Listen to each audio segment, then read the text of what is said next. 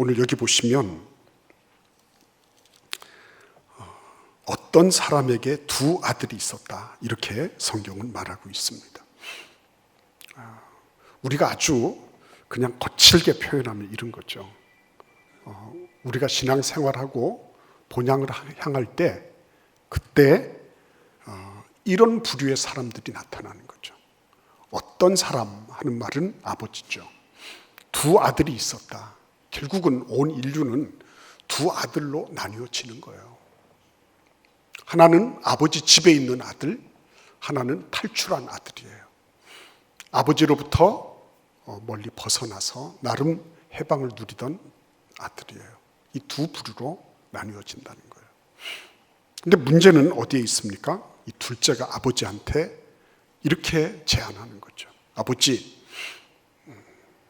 나한테 돌아올 유산 물려주세요. 이렇게 말하는 거죠. 이렇게 말할 때는 뭘 의미하는 거죠? 아니, 지금 다 같이 살고 있잖아요. 한 지붕 아래. 아버지 아직 돌아가시지 않았잖아요. 그런데 지금 유산을 달라는 소리는 무슨 소리예요? 그런 거죠. 한마디로 이 둘째 아들에게 있어서는 아버지는 살아있으나 죽은 것과 마찬가지예요. 이 아버지에 대해서 아들은 지우고 싶은 거예요. 정서적으로 심리적으로 아버지 장사를 지닌 지가 오래된 거죠. 아버지하고는 같은 지붕 아래 살 수가 없어요. 아버지가 그렇게 하는 것에 대해서 나는 절대로 동의할 수가 없어요. 그러니까 아버지, 이 기회에 내 거 아버지 거 딱 가르고 깨끗하게 정리하는 게 좋겠습니다. 부부들 가운데도 그런 이들이 있죠. 정서적 이혼이라고 불리워지는 그런 부류의 부부 관계도 있어요. 겉으로는 아무 문제가 없습니다. 사무적이고 행정적인 것은 겉으로 다 해요. 그래서 사람들은 그런 모양이구나 생각합니다. 사람들한테 나타낼 때는 아무 문제가 없어요. 근데 일단은 둘만의 시간이 되면 다르죠. 오래된 거거든요. 겉으로만 법적으로만 살고 있는 거지 사는 게 아니에요. 그러니까 형식적으로는 그런 관계를 이어가고 있지만 사실은 파탄난 지 오래된 거죠. 불행하죠. 아프죠. 그리고 나중에는 그 아픈 데에 덕갱이가 끼어서 결국은 아픔마저도 느끼지 그래 원래 그러니까 이렇게 하고 넘어가는 거죠. 그게 정상일까요? 비정상이죠. 이 비정상인 아들이 아버지한테 분깃을 요구하는데 이 아버지도 조금 이상한 거예요. 팀 켈러는 이 아버지를 탕부라고 불렀어요. 탕부. 탕자만 있는 게 아니라 탕부도 있더라고요. 아버지는 너무 순순하게 그래 갈라줄게. 아들, 큰아들 목, 작은아들 목 나눠서 줘버린 겁니다. 아니 뭐라고 좀 일장 훈계를 하시든가 조건을 내걸든가 뭐 이렇게 하셔야 될 것 같은데 그렇지 않아요. 아버지도 보니까 딱 보면 비정상인 것 같아요. 아니 잘못하면 벼락을 치고 청둥을 내리고 그죠? 막 이래야 될 거 아니에요. 근데 아버지가 전혀 그런 게 없는 겁니다. 그래? 알았어. 갈라줄게. 야, 이 빌딩은 네가 가져가고 양 몇 마리는 형한테 주고 너는 이거 하고 해서 깨끗하게 정리를 해버린 겁니다. 어떻게 하자고 그런 거죠? 여러분 이해가 되십니까? 아들도 이해되지 않지만 아버지도 이해 안 되죠. 그러니까 우리가 신앙생활이 그런 거예요. 우리는 아버지를 잘 이해하지 못해. 하나님을 잘 알지 못해. 똑같은 집안에 있으면서도 정서적으로 아버지 장사를 지낸 이 둘째 아들을 우리가 이해하지 못하는 것처럼 순순하게 재산을 나눠주는 아버지도 우리는 이해를 잘 못하는 거예요. 똑같은 교회에서 똑같은 신앙생활을 하면서도 그런 거예요. 여러분 이런 장면들을 보면 참 성경의 세계가 이게 그냥 보고 이해할 만한 그런 세계는 아닌 거예요. 성경의 세계가 그냥 보고서 그래 그렇구나 딱 그럴 줄 알았어. 절대로 그렇지 않습니다. 인생이 그런 것처럼요. 하나님의 말씀을 읽는 것도요 만만하게 내가 봐서 이건 이렇게 되고 저렇게 되고 결말은 이렇게 될 거야. 그렇지 않습니다. 오늘 여기 보시면 며칠이 못 되어서 둘째 아들이 재물을 싹 다 모아가지고 정리해서 먼 나라로 갑니다. 심리적인 거리죠. 먼 나라를 갔다. 될 수 있으면 아버지를 보고 싶지 않은 겁니다. 아버지 보고 싫어요. 아버지라고 하는 굴레 속에 있기를 원치 않은 거예요. 답답하고 질식당할 것 같고, 아버지라고 하는 존재가 가지고 있는 그런 중압감이나 이런 게 싫은 거예요. 그래서 될 수 있으면 멀리 가는 거예요. 먼 나라는 지리적으로만 먼 게 아니라 정서적으로, 심리적으로 거리를 나타내고 있는 거예요. 그게 교회 안에 있다고 해서 그런 일이 없다? 그렇지 않아요. 교회 바깥으로 탈출했으니까 그렇다? 그러나 그보다 훨씬 더 심각한 거예요. 이게 먼 나라로 갔다. 먼 나라로 갔는데 거기에서 어떻게 했다고요? 13절에 보시면 허람방탕하게 그 재산을 다 낭비하고, 14절에 보시면 급기야 다 없애버렸다. 그리고 거기에 엎친 데 덮친 격으로 IMF 왔다. 이렇게 되는 거죠. 지근에 몰리게 됐어요. 그러니까 온 국가 경제가 다 허물어지게 된 거예요. 어떤 사람만의 문제가 아니라 이것저것 할 것 없이 다 무너진 겁니다. 그 틈바구니 속에 누가 있는 거예요? 이 사람이 있는 겁니다. 이 사람이 여러분 지금 이렇게 당한 게 그냥 자기가 자업자득을 했다? 그렇지 않아요. 이 사람은 굉장히 주도 면밀하게 아버지로부터의 독립을 준비한 사람이에요. 그리고 아버지한테 독립선언을 한 다음에 뭘 요구하죠? 유산을 요구할 때는 뭐가 필요하다는 거예요? 독립자금이 필요하다는 거 아니에요. 아버지를 장사 지냈지만 아버지에게 효용 가치가 있는 딱 한 가지가 뭐라고요? 물질적인 가치였대요. 물질적인 가치. 그러니까 아버지는 나에게 있어서 없어도 괜찮은 사람인데, 그나마도 아버지가 존재하고 아버지가 나한테 기여할 수 있는 것, 내가 독립적인 삶을 살아가는데 필요한 거, 그거를 공급할 수 있는 그런 사람으로 이 아들은 아버지를 이용하고 있었던 거죠.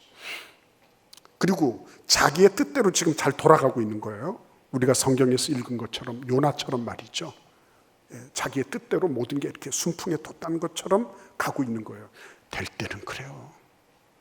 건강히 받쳐주고 뭔가 자기의 어떤 무엇이 주장한 게 그대로 되고 이럴 때는요, 순풍에 돋한 것처럼 가요. 근데 보십시오. 뜻밖에도 허랑방탕해서 재산 낭비가 되고 다 없어지고 그리고 흉년이 들어서 기근이 크게, 기근 때문에 다 사람 굶어 죽게 되는 이런 상황에 처해지게 된 거예요. 이거 생각했을까요? 안 했을까요? 계획했을까요? 안 했을까요? 계획되지 않았죠. 생각해보지 못했죠. 그렇죠? 생각해보지 못한 거예요. 우리 17절을 한번 보실까요? 17절. 여기 보시면 이에 같이 한번 읽어보겠습니다. 이에 스스로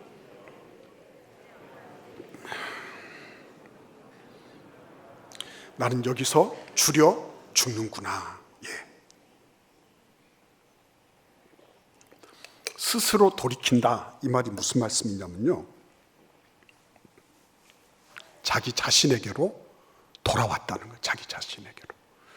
우리나라 말에 딱 맞는 말이 제정신 돌아온 거예요. 제정신이 돌아왔어. 그러니까 지금까지는 뭘 보고 살았어요? 지금까지는 나를 보는 게 아니라 주변 환경을 보며 살았어요. 사람들이 나를 어떻게 보고, 내가 어떤 대우를 받고, 내가 어떤 존재로 사람들에게 자리매김되느냐, 이게 중요했어요. 돈이 필요했고요. 자기 과시가 필요했어요. 그리고 그런 와중에 그 모아놨던, 아버지 거 털어가지고 왔던 거, 이것들이 아주 모래시계, 그 모래 흐르는 것처럼 아주 야금야금 흘러가는 것 같은데 어느 순간 다 거들이 나버렸죠. 그래서 그는 바닥을 쳤는데 바닥을 치면서 나타난 현상이 뭐죠? 스스로 돌이키게 됐다. 자기를 직면하게 된 거예요. 자기를. 나는 괜찮은 존재로 알았어. 난 아버지 밑에서 난 늘 이렇게 저 꼰대 밑에서 나는 늘 이렇게 치면서 살고,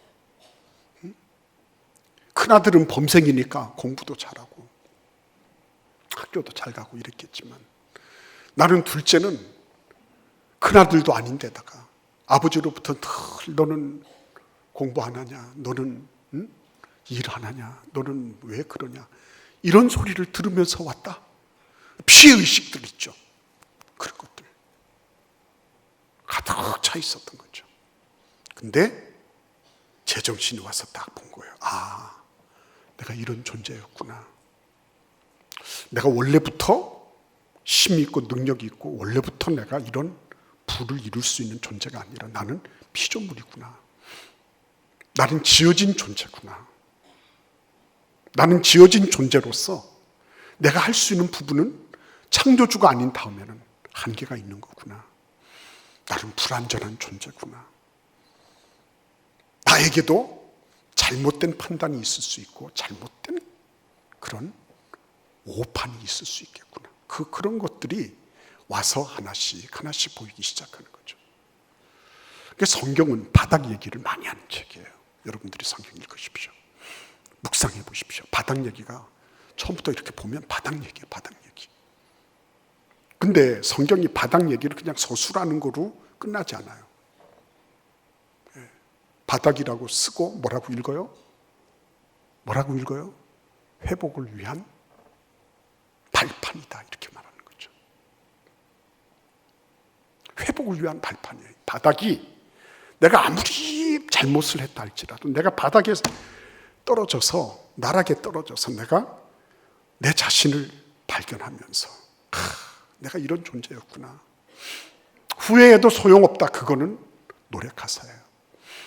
근데 거기에서부터 뭐가 이루어지는 거예요?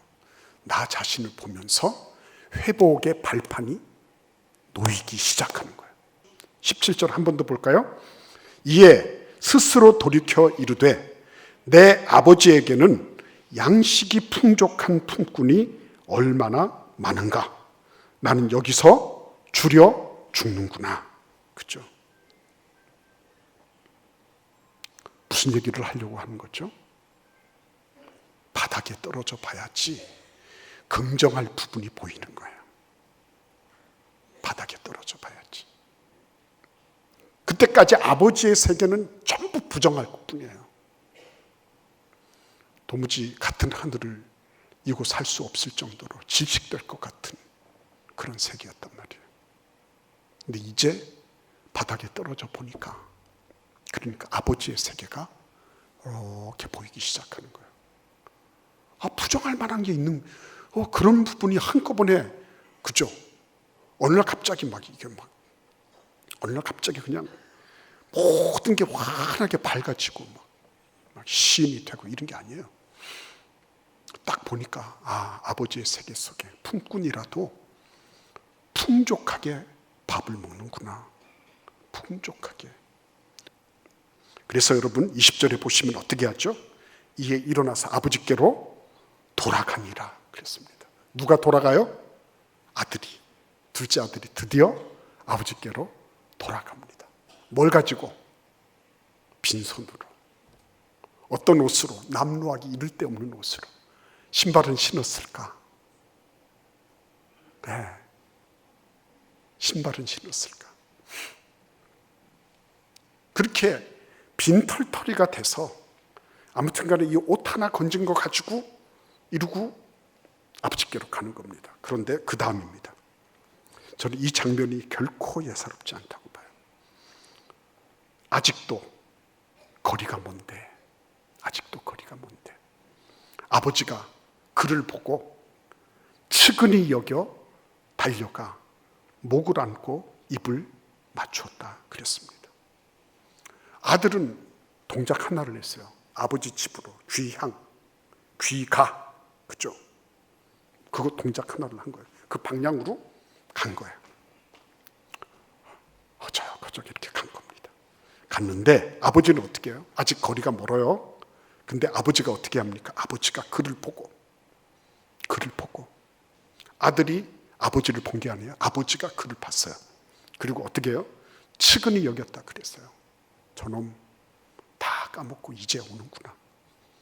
이게 아니라 불쌍히 여겼다 그랬습니다. 불쌍히. 아버지가요, 그 아들을 보면서 실패하고 말아먹고 그리고 아무런 무엇도 없는 그 아들이 돌아오는 걸 보고 어떻게 했다고요? 마음에 측은지심으로 충만했다 그랬어요. 저 녀석이 얼마나 배가 고팠을까? 저 녀석이 얼마나 홀대를 당하고 얼마나 무시를 당하고 얼마나 고생하면서 여기까지 왔을까? 그렇죠? 아버지의 마음속에는요, 이 아들에 대한 불쌍히 여기는 마음으로 끌어넘쳤다 그랬습니다. 끌어넘쳤어요. 너 이게 뭐냐? 너 이러려고 집 나갔니? 응? 내가 너를 믿고 내보냈는데 너 이러려고 집 나간 거야? 왜 왔니? 왜 왔어? 응? 이렇게 하지 않았습니다. 있는 그대로 받아주시는 거죠. 있는 그대로. 하나님이 이 아들, 이 둘째 아들의 성적표를 요구하신 게 아니에요. 대차 대조표를 요구하지 않으셨어요. 네가 얼마나 똑똑하고 잘났는지 이거 묻지 않으셨어요. 너 앞으로 향후 계획이 어떻게 되느냐 따지지 않으셨어요. 그냥 어떻게 해요? 너 살아왔구나. 자, 24절을 한번 같이 읽어볼까요, 여러분? 24절 같이 읽겠습니다. 이 내 아들은 죽었다가 다시 살아났으며 내가 잃었다가 다시 얻었노라 하니 그들이 즐거워하더라. 내 아들은 죽었다가 다시 살아났으며 잃었다가 다시 얻었다. 그렇죠? 이 아버지는요, 다른 거 하나도 안 보이는 거예요. 아버지는 이 둘째가 그냥 두 다리로 건강하게 아버지한테로 온 걸로 아버지는 그걸로 다 만족한 거예요. 다 이룬 거예요. 아버지가 더 이상 바라는 것도 없고 기대하는 것도 없고 그냥 아들이 건강한 몸으로 생활했다. 이걸로 끝난 거예요. 저는 세월호 때 그 아들이 아빠 다녀올게요. 그리고 방문 탁 닫고서 그리고 나갔다가 못 돌아온 그 아들 지금까지 한 번도 청소하고 먼지는 털어냈지만 그거 그대로 갖다 놓고 아침 저녁으로 아들한테 아들 갔다 왔어? 아 그래 아빠도 잘 살다 왔어. 100만 년을 그렇게 하면 뭐합니까 여러분? 난 그 아버지 보면서 너무 가슴이 아프더라고요. 너무 가슴이 아파. 근데 이 아버지는 말이죠. 이 아버지는 내 아들 죽었다가 다시 살아났고 잃었다가 다시 얻었다. 이것처럼 기쁘고 즐거운 일이 어디 있느냐. 나는 더 이상 너한테 기대하지도 바라지도 않는다. 너는 그 자체로 나의 기쁨이고 만족이다. 이렇게 해버리신 거예요. 그게 하나님이십니다. 그러니까 여러분, 그 큰아들이 입이 이만큼 나왔죠. 자기는 쇠가 빠지게 밭에서 일하고 돌아오는데 집에서 띵까띵까 그러고 막 소리가 들리는 거예요. 하인 보고 나와.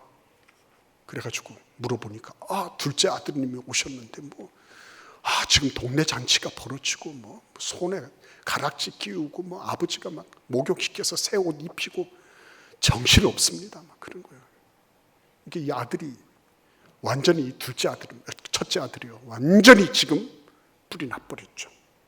왜?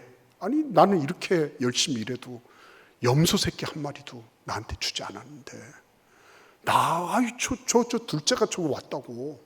그죠? 말이 안 되는 거 아니냐는 거예요. 아버지가 이렇게 타락할 수 있냐 이거죠. 아버지가. 그 첫째 아들이 봐서는 도무지 마음에 안 드는 거야, 저거. 어떻게 저렇게 노인네가 대단히 죄송합니다. 시쳇말로 노망이 들어도 저렇게 들 수 있을까? 이렇게 생각한 거예요. 아버지가 급기야 나왔어요. 나오셔서 얘들아, 얘야, 들어가자. 그랬더니 입이 나와서 하는 말이 그거였어요. 아버지의 살림을 창녀들과 함께 삼켜버린 이 아들이 돌아오매 이를 위하여 살찐 송아지를 잡으셨나이다. 아이고 참 잘하시네요. 잘하셔. 아이고 잘하시네요. 아이고 참 이렇게 한 거예요. 그러니까 아버지가 뭐라고 말씀하세요? 31절에 아버지가 이르되 예 너는 항상 나와 함께 있으니 내 것이 다 내 것이로되 이렇게 하죠. 이게 무슨 말씀이에요? 아들은 아버지한테 효도 때문에 한 게 아니에요. 사실은 뭘 보고 했다고요? 아버지 재산 가치 보고, 아버지 재산 보고. 이는 지붕 안에 있으면서, 이 둘째는 집을 탈출해서 불효했지만요, 이 첫째는 집 안에 있으면서 아버지를 효도하는 것처럼 보였어요. 근데 뭐가 있었습니까? 자기 노림수가 있었어요. 그래서 아버지가 그걸 딱 알아보죠. 너 이것 때문에 그런 거구나. 야, 전부 다 이거 전부 네 거 아니야. 너무 그렇게 생각하지 마. 이렇게 된 거예요. 이 지구상에는요, 근본적으로 귀양해서 그럴듯한 상급과 그럴듯한 훈장을 받을 사람 있다고 생각하시나요? 하나는 안에 있으면서 불만이고요, 하나는 바깥으로 튀어나가서 불만인 거죠.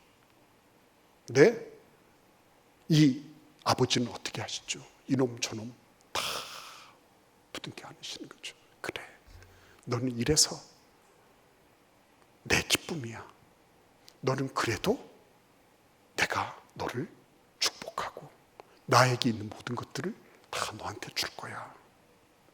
그러니까 하나님 아버지는요, 진짜 순수하게 하나님을 사랑하는 사람 누가 있을까? 그렇죠? 순수하게.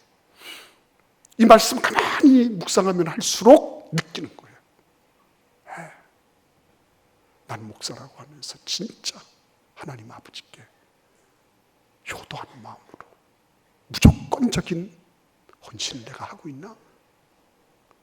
뭔가 조건이 걸려있고, 뭔가 나의 어떤 노림수가 걸려있고, 다 안에서 열심히 하는 것 같아도 그러나 내 마음에 맞아야 되고, 다 그런 거죠.